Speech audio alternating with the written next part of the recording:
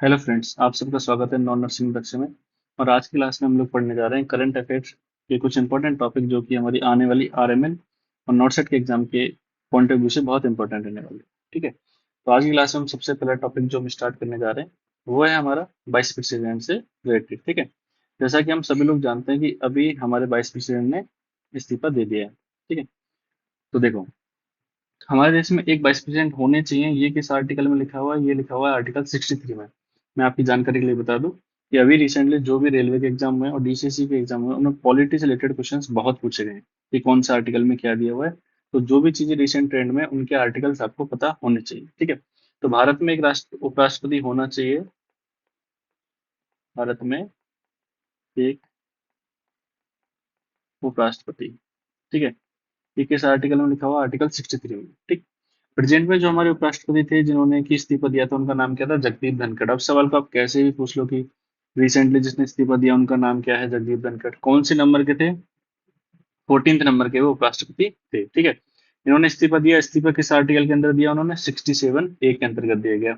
इस्तीफा किसको दिया गया? तो किसको दिया? उन्होंने राष्ट्रपति को उन्होंने इस्तीफा दिया। अब देखो, जो हमारे देश में उपराष्ट्रपति होते हैं वही हमारे राज्यसभा के सभापति भी होते हैं। कौन होते हैं? राज्यसभा के सभापति। ठीक है, अब जो राज्यसभा के सभापति होते हैं, अब देखो, अब जैसे कि मान लीजिए स्कूल में हमारे सामने अगर किसी दिन प्रिंसिपल साहब नहीं है तो हम लोग क्या करते हैं? अपनी जो भी एप्लीकेशन वगैरह है कुछ भी वो वाइस प्रिंसिपल को देते हैं। या फिर उस दिन के लिए जो कार्यभार संभालते हैं वो कौन संभालते हैं? वाइस प्रिंसिपल संभालते हैं। तो जब हमारे उपराष्ट्रपति जी ने इस्तीफा दे दिया है, जो कि राज्यसभा के सभापति भी हैं, तो उनकी जगह पर एक्टिंग चेयरपर्सन कौन होगा? तो कौन होगा? उपसभापति। ठीक है, कौन होगा? उपसभापति। तो अभी जो हमारे उपसभापति थे वो कौन है? हरिवंश नारायण सिंह।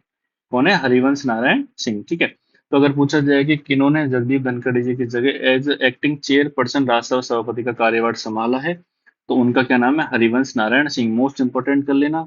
ठीक है, नेक्स्ट अगर मैं बात करूं कि अगर कोई पूछा जाए कि जगदीप धनखड़ जी कार्यकाल के दौरान इस्तीफा देने वाले कौन से राष्ट्रपति बने, तो कौन से बने? थर्ड। ठीक है, पहले कौन थे? बीबी गिरी जी, और दूसरे कौन से थे? भैरव सिंह शेखावत जी। ठीक है, और अगर ये पूछा जाए कि चलते हुए सेशन में इस्तीफा देने वाले कौन से बने हैं, तो कौन से हैं? फर्स्ट।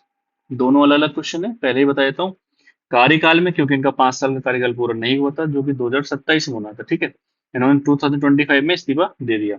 लेकिन अगर क्योंकि इन्होंने ड्यूरिंग सेशन इस्तीफा दिया था, सेशन कौन सा था? अभी मानसून सत्र चल रहा था, उसके बीच में उन्होंने इस्तीफा दे दिया था। ठीक है, तो अगर ड्यूरिंग सेशन पूछा जाए तो जगदीप धनखड़ जी फर्स्ट है। ठीक है, आगे अगर हम बात करें तो देखो, पद पर रहते हुए किन उपराष्ट्रपति की मृत्यु हुई थी? तो किन की हुई थी? कृष्णकांत जी की। अगर उपराष्ट्रपति संबंधित हमें सारी चीजें पढ़नी है तो ये हमें कुछ इंपॉर्टेंट चीजें जो कि हमें ध्यान रखनी पड़ेंगी। इसी क्रम में अगर मैं बात करूं तो हमारे देश के फर्स्ट उपराष्ट्रपति कौन थे? डॉक्टर सर्वपल्ली राधाकृष्ण। सर्वपल्ली राधाकृष्ण। ठीक है, ये आपको ध्यान रखना है। अब देखो, साथ में ही जब राज्यसभा की बात आती है तो देखो, राज्यसभा में मैक्सिमम सीट कितनी हो सकती है? 250। कितनी हो सकती है? 250 सीटें जो कि मैक्सिमम हो सकती है। अभी रिसेंटली कितनी है? 245 है। 245 सीट्स हैं। उनको डिवाइड कैसे किया गया है? 233 तो होते हैं इलेक्टेड। ठीक है, और 12 होते हैं नॉमिनेटेड। तो होता क्या है कि राज्यसभा के जो मेंबर्स होते हैं उनके कार्यकाल होता है 6 साल का। और ऐसा होता है कि हर 2 साल में कुछ मेंबर्स का कार्यकाल पूरा हो चुका होता है। तो रिसेंटली ये जो नॉमिनेटेड सदस्य हैं इनमें से 4 मेंबर्स का कार्यकाल पूरा हो चुका है। तो उनकी जगह पर नए मेंबर्स नॉमिनेटेड करने हैं। नॉमिनेटेड करता कौन है? तो करते हैं अपने राष्ट्रपति जी। कौन करता है? राष्ट्रपति जी करते हैं। क्लियर, ये भी आपको ध्यान रखना है। ठीक है, राष्ट्रपति को तो अभी फिलहाल किन 4 मेंबर्स को राज्यसभा के लिए नॉमिनेटेड किया गया है? ये हमारा सवाल बन सकता है कि निम्न कौन से जैसे लोग हैं, 4 लोग जिन्हें राज्यसभा के लिए नॉमिनेटेड किया गया है। फर्स्ट है हर्षवर्धन सिंह सिंगला, दूसरे हैं उज्जवल निकम, तीसरे हैं मीनाक्षी जैन, और चौथे हैं सी सदानंद मास्टर। तो ये चारों नाम आपको ध्यान रखने हैं। ठीक है, हर्षवर्धन सिंगला, उज्जवल निकम, मीनाक्षी जैन और सी सदानंद मास्टर। क्लियर। नेक्स्ट, तो देखो, ये दो टॉपिक थे अपने, वाइस प्रेसिडेंट और राज्यसभा। इन दोनों में से अगर आपसे कोई भी क्वेश्चन पूछा जाएगा अभी आरएमए या नॉट सेट में, तो आपको डेफिनेटली इन जो भी पॉइंट्स मैंने आपको बताया इनके अंदर से आपको क्वेश्चन मिल जाएगा। क्लियर। नेक्स्ट अगर मैं बात करूं तो देखो, अभी हाई कोर्ट के चीफ जस्टिस जो रहे थे, दिल्ली हाई कोर्ट के चीफ जस्टिस कौन थे? जस्टिस वर्मा।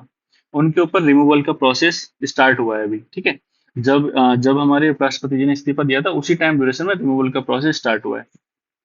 तो देखो यहाँ भी ये भी कुछ अभी करंट में है, चलन में है, तो इस पे भी सवाल बन सकता है। तो देखो, ऐसे फर्स्ट चीफ जस्टिस कौन थे हाई कोर्ट के जिनके ऊपर की रिमूवल का प्रोसेस स्टार्ट हुआ था? तो वो कौन थे? वी रामास्वामी। एक नाम आपको ये ध्यान रखना है। नेक्स्ट, जस्टिस वर्मा की, अगर देखो जस्टिस वर्मा अगर खुद अगर रिजाइन दे देते हैं तो वो कौन से आर्टिकल के अंदर कर देंगे? 218 के। अब क्योंकि जो रिमूवल प्रोसेस होगा वो किसके अंदर होगा? आर्टिकल 124, 4 और 5। और यही सेम प्रोसेस सुप्रीम कोर्ट के चीफ जस्टिस के खिलाफ भी चलाए जाते हैं। ये सारा का सारा प्रोसेस किस जांच अधिनियम के अंदर आता है? न्यायाधीश जांच अधिनियम 1968। ठीक है। अब देखो इस संदर्भ में एक बात बताऊं, अभी फिलहाल हमारे चीफ जस्टिस ऑफ इंडिया कौन है? ये भी अपने आप में एक सवाल है कि चीफ जस्टिस ऑफ इंडिया कौन है। ठीक है, तो अभी जो हमारे चीफ जस्टिस ऑफ इंडिया है वो कौन है? B R Gavai. कौन है? B R Gavai. ठीक है। कौन से नंबर के हैं? अगर कोई पूछे कि आपसे कि कौन से नंबर के हैं तो आप कैसे बताओगे? 52nd नंबर के हैं। कौन से नंबर के हैं? 52nd नंबर के। ठीक है। फर्स्ट कौन थे हमारे?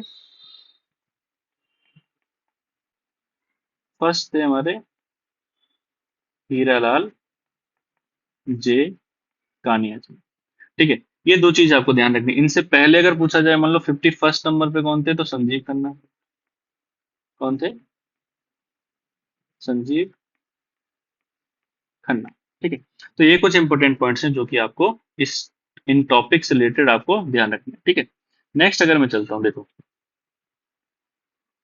नेक्स्ट अगर मैं आपसे बात करूँ तो देखो अभी अभी क्या हुए हैं? अभी अभी हुए हैं अपने नेशनल फिल्म अवार्ड। क्या हुए हैं? अपने नेशनल फिल्म अवार्ड अभी अभी दिए गए हैं। सर्वप्रथम शुरुआत कब हुई थी? 1954 में शुरुआत हुई थी। हम केवल करंट अफेयर में उन्हीं चुनिंदा टॉपिक्स को पढ़ेंगे जहां से कि क्वेश्चन आने की संभावनाएं रहती है। क्लियर? ऐसा नहीं कि हम कुछ भी आके पढ़ते हो जा रहे हैं। ठीक है। और अगर अभी अगर आप इस क्लास को सही रेस्पॉन्स करते हो तो आपको आगे भी बहुत अच्छी अच्छी क्लासेस देखने को मिलेंगी। ठीक है। तो देखो, 71st नेशनल फिल्म अवार्ड के अंदर जो सबसे बेस्ट फीचर फिल्म का अवार्ड मिला है वो किसको मिला है? 12th फेल को। ठीक है। किसको मिला है? 12th फेल को, जो कि एक आईपीएस की जर्नी के ऊपर है। ठीक है। बेस्ट डायरेक्टर को किसको मिला है? बेस्ट डायरेक्टर मिला है सुदीप्तो सेन। ठीक है, जिन्होंने कौन सी मूवी डायरेक्ट करी थी? केरला स्टोरी। नेक्स्ट है बेस्ट एक्टर का किसको मिला है? शाहरुख खान, जवान मूवी के लिए। विक्रांत मैसी को किसके लिए मिला है? 12th फेल के लिए ही मिला है। ठीक है। Best actress Rani Mukherjee, Mrs Chatterjee versus Norway के लिए। बेस्ट हिंदी फीचर फिल्म कौन सी रही है? कटहल। ठीक है। अब देखो ये तो थे कौन से वाले? 71st वाले। हो सकता है कि आपसे 70 वाले पूछ ले जाए। ठीक है। तो अगर 70 वाले पूछे जाते हैं तो बेस्ट फीचर फिल्म कौन सी थी? अट्टम मूवी को बेस्ट फीचर फिल्म का अवार्ड मिला था। बेस्ट डायरेक्टर कौन से थे? बेस्ट डायरेक्टर 71st के थे सुदीप्तो सेन। और 70 के हैं सूरज बड़जात्या। कौन है? सूरज बड़जात्या। ठीक है। बेस्ट एक्टर कौन थे तब? ऋषभ शेट्टी। ऋषभ शेट्टी। ठीक है। और बेस्ट एक्ट्रेस, एक तो मानसी पारेख। ठीक है। कौन थी? मानसी पारेख, जिन्हें कौन सी मूवी के लिए मिला था? कच्छ एक्सप्रेस के लिए मिला था। ठीक है। और एक और एक्ट्रेस थी। ठीक है। नेक्स्ट है बेस्ट हिंदी फीचर फिल्म कौन थी उसके अंदर? गुलमोहर। कौन सी थी? गुलमोहर। गुलमोहर बेस्ट हिंदी फीचर फिल्म थी। और जो एक और एक्ट्रेस थी उनका नाम था नित्या मेनन। क्या नाम था उनका? नित्या मेनन। ठीक है। तो देखो इन लोगों को 70th मिला, तो आपको 70th और 71st दोनों याद होने चाहिए। ठीक है। एक फर्स्ट टाइम कब स्टार्ट हुआ था? 1954 में स्टार्ट हुआ था। ये बात क्लियर हो गई? ठीक है। नेक्स्ट हम लोग चलते हैं सेंसस की तरफ। देखो, सेंसस अभी 2027 में सेंसस स्टार्ट होने के लिए बोला गया है। 2027 में, तो अभी हम देखेंगे सबसे पहला सेंसस कब हुआ था? सबसे पहला सेंसस हुआ था 1872 में। तब वायसराय कौन थे? लॉर्ड मायर। और जब जनगणना आयुक्त कौन बने थे? W C Plowden. Second census start हुआ था 1881 में, जो कि कौन सा जिसके अंदर कौन थे? Lord Ripon. कौन थे? लॉर्ड रिपन उसके अंदर वायसराय थे। ठीक है। अगर मैं बात करूं, ये पूछा जाए कि डेसिमल आधार पे सबसे पहला सेंसस कब हुआ था, तो वो हुआ था 1881 में। ये वाली ध्यान रखना। ठीक है। सवाल क्वेश्चन के ऊपर डिपेंड करेगा कि आपका आंसर क्या है। अगर पूछा जाए कि फर्स्ट सेंसस कब हुआ था, तो 1872 में। अगर ये बोला जाए कि सिंक्रोनाइज्ड या फिर डेसिमल सेंसस फर्स्ट टाइम कब हुआ था, तो वो आता है 1881 में, जब वायसराय कौन थे? Lord Ripon. ठीक है। अब अगर ओवरऑल पूछा जाए कि 2011 में जो सेंसस हुआ है उस समय कौन से नंबर का था, तो 15th नंबर का। लेकिन अगर डेसिमल वाले आधार पे पूछा जाए तो 14th नंबर का। आजादी के बाद कौन से नंबर का था? 7th नंबर का। तो देखो, आजादी के बाद जब ये 7th नंबर का था, तो ये कौन सा होगा? 8th नंबर का। ठीक है। डेसिमल के आधार पे 15th नंबर का, और ओवरऑल 16th नंबर का। ठीक है। एक इंपॉर्टेंट बात जो अभी आपको ध्यान रखनी है कि फर्स्ट टाइम इसके अंदर कास्ट न्यूमरेशन होगा। कास्ट न्यूमरेशन फर्स्ट टाइम देखने को मिलेगा आफ्टर 1931 के बाद, फर्स्ट टाइम ऐसा कुछ होगा। ये वाली बात आपको ध्यान रखनी है सेंसस के अंदर। नेक्स्ट अगर मैं बात करूं तो देखो, यूनेस्को ने अभी अभी जो उनकी बैठक हुई थी उसके अंदर हमारे यहाँ पर 44th नंबर की कल्चरल साइट घोषित करी है। ठीक है। यूनेस्को का काम क्या? देखो, यूनेस्को का हेडक्वार्टर कहाँ है? पेरिस में। कहाँ है? यूनेस्को का हेडक्वार्टर कहाँ है? पेरिस के अंदर है। ठीक है। तो यूनेस्को का काम क्या है कि जो भी अच्छी अच्छी जगह हैं, सांस्कृतिक धरोहर हैं, नेचुरल कोई भी अगर जगह है, तो उसको कैसे उसे संरक्षित करके आगे की पीढ़ियों तक लेके जाया जाए। ठीक है। ये काम यूनेस्को का होता है। ठीक है। यूनेस्को की फुल फॉर्म क्या है? United Nation of Educational and Social Cultural Organisation. ठीक है। पेरिस में इसका हेडक्वार्टर है। पेरिस किस नदी के किनारे स्थित है? तो सीन नदी के किनारे। कौन सी नदी के किनारे? सीन नदी के किनारे स्थित है। स्थापना कब हुई थी? 1945 में हुई थी। अभी जो यूनेस्को ने अपने यहाँ पे विश्व धरोहर शामिल करी है, वो कौन से नंबर की है? 44th नंबर की है। नाम क्या है? Maratha military landscape. ठीक है। जो टोटल कितने हैं? कितने? 12 हैं। 12 हैं टोटल। जो महाराष्ट्र में पड़ते हैं 11, तमिलनाडु में है एक, और उस एक का ही नाम ज्यादा इंपॉर्टेंट है, जिसका नाम क्या है? जिंजी फोर्ट। ये वाली बात आपको ध्यान रखनी है, क्लियर। इन सब में से छोटे छोटे क्वेश्चन बनते हैं। ठीक है। मैं इसमें से मैं आपको 100 क्वेश्चन बना सकता हूँ। अगर मान लो मैं आपको 10 ही क्वेश्चन लाख कराऊंगा तो वो तो बल्कि बहुत कम है। ठीक। देखो, 43rd नंबर का कौन सा था? मोइदम। 42nd होयसल मंदिर। और 41st कौन सा था? शांति निकेतन। ठीक है। ये आपको कुछ पॉइंट्स है, इंपॉर्टेंट पॉइंट्स हैं जो कि आपको ध्यान रखना है। ठीक है। नेक्स्ट अगर मैं बात करता हूँ, देखो, नेक्स्ट अगर मैं बात करूँ तो देखो, आपको ध्यान रखना है कि रामसर साइट जिस तरह से यूनेस्को वाली साइट इंपॉर्टेंट है, उतनी ही रामसर साइट्स भी इंपॉर्टेंट है। ठीक है। तो देखो, रामसर साइट्स क्या होते हैं कि रामसर एक जगह है ईरान के अंदर। कहाँ है? ईरान के अंदर। तो वहाँ कन्वेक्शन हुआ, उन्होंने सोचा कि कुछ जगहों का हम भी संरक्षित करते हैं। रामसर साइट्स के अंदर वो जगह आती है जो ज्यादातर आर्द्र भूमि होते हैं, जिन्हें वेटलैंड भी बोलते हैं इंग्लिश में। अभी इंडिया में कितनी जगह है? इतनी 91 है। कितनी है? 91 है। और सबसे ज्यादा अगर पूछा जाए तो कहाँ पर है? यूके में। कहाँ पर है? यूके के अंदर। ठीक है।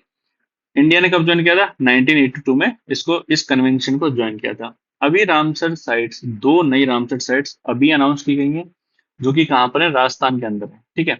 एक पड़ती है फलौदी डिस्ट्रिक्ट के अंदर खीचन, एक उदयपुर के अंदर मैनार। पूछा जाए कि सबसे ज्यादा रामसर साइट कहाँ है, तो कहाँ है? तमिलनाडु में। अभी हमने यूनेस्को साइट्स के बारे में देखा था। अगर यूने देखो, चलो तो मैं कुछ ही क्लियर करता हूँ। अगर रामसर साइट पूछता है तो तमिलनाडु। ठीक है। अगर यूनेस्को साइट पूछी जाती है तो महाराष्ट्र। सबसे ज्यादा बता रहा हूँ। ठीक है। और अगर नेशनल